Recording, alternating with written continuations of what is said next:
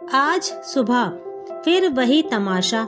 मिश्री फिर वही जिद पर अड़ गई। स्कूल भेजना ना हुआ, कोई कर्जदार हुआ जिसे रोज मनाना पड़ता हो।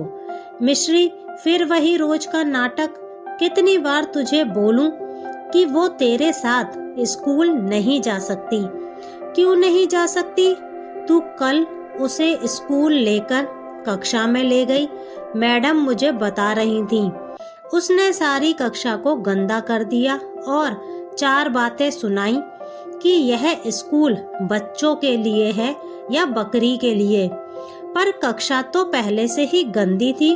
उसने थोड़ा सा और कर दिया, उसमें क्या हुआ? वो स्कूल जाएगी तो अब बाहर ही रहेगी। मैं उसको खाने का दे दूंगी। नहीं, वो स्कूल नहीं जाएगी। वहाँ जाकर तू सीख ले, यही अच्छा है। उसे कुछ थोड़े ही समझ आएगा। क्यों नहीं समझ आएगा? उसके भी 2 कान, मेरे भी। उसकी भी 2 आँख, मेरी भी। फिर उसको भी तो समझ आता है। माँ जानबूझकर ऐसी बातें उससे करती है जिससे वो अपने जवाब दे। अभी छोटी है तो उसकी बातें, उसके तर्क सुनने में अच्छे लगते हैं। एक बार बड़ी हो गई तो फिर कहाँ ऐसी बातें करने वाली है। माँ भी फिर उसे उसकी भाषा में समझाती है। अच्छा मान वह स्कूल गई और उसे कोई खा गया तो मुझे मत कहना, फिर मत आना रोते रोते मेरे पास। बस अब यह तर्क काफी था उसे समझाने के लिए। कम से कम आज के लिए तो काफी था।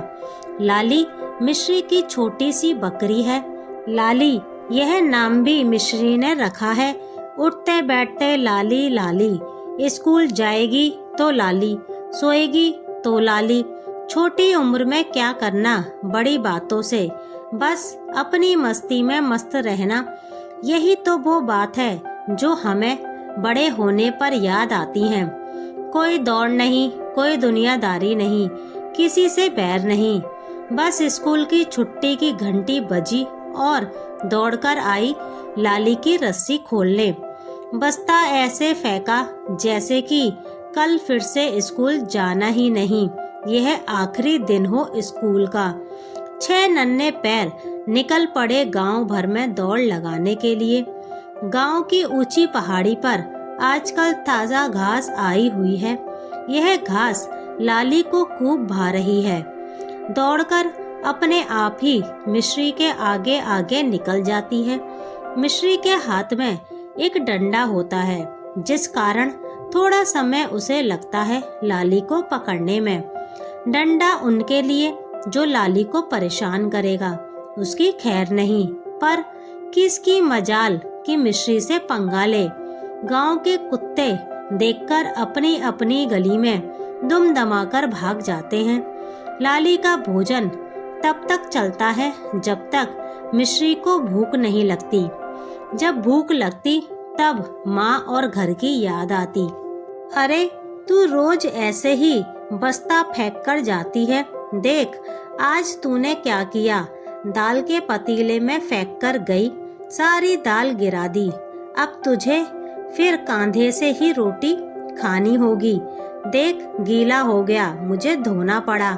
अरे माँ, गीला हो गया तो मुझे और लाली को दो, मैं इसके गले में बांध देती हूँ। यह खूब तेज दौड़ने लगी है, मेरे हाथ भी नहीं आती।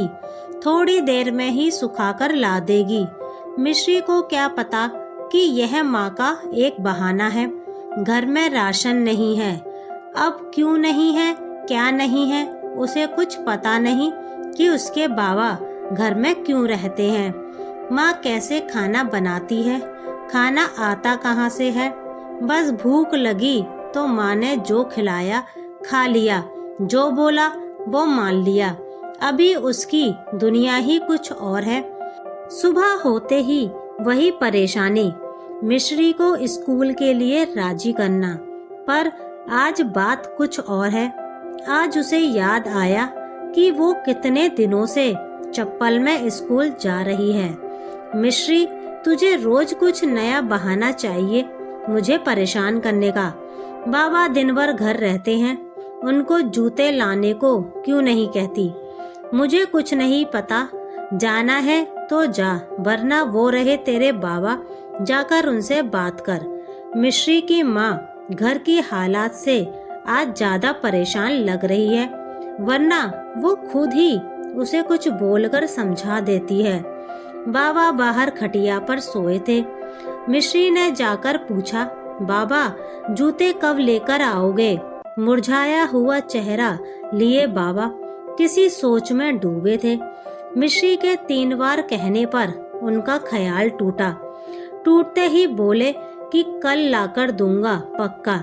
मिश्री थोड़ा मनाने पर मान गई, लेकिन एक शर्त रख दी, बाबा मेरे जूते के साथ लाली के जूते भी लाना, उसके भी पैर में कांटे चुभते हैं, बार बार मैं इसके कांटे निकाल देती हूँ, इसको भी दर्द होता है।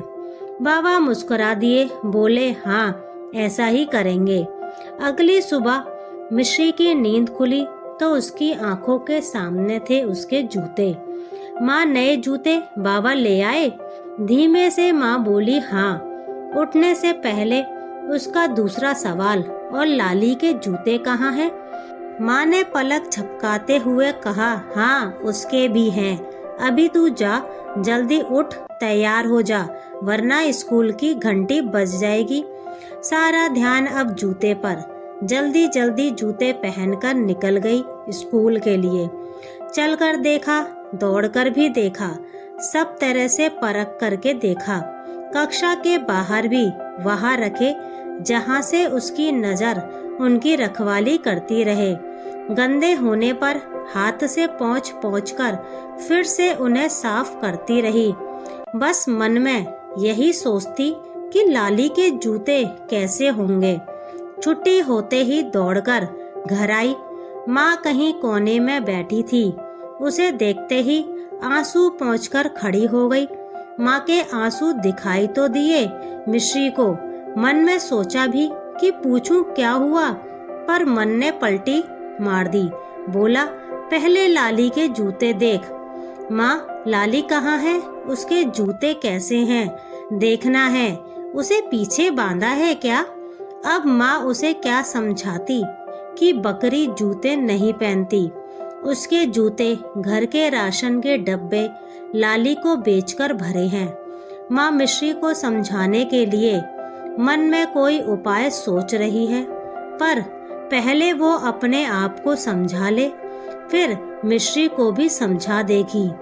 छोटी है इसलिए सवाल करती है, जैसे जैसे बड़ी होगी समझदार हो जाएगी। इसे ही तो कहते हैं समझदार होना और बचपना छोड़ देना।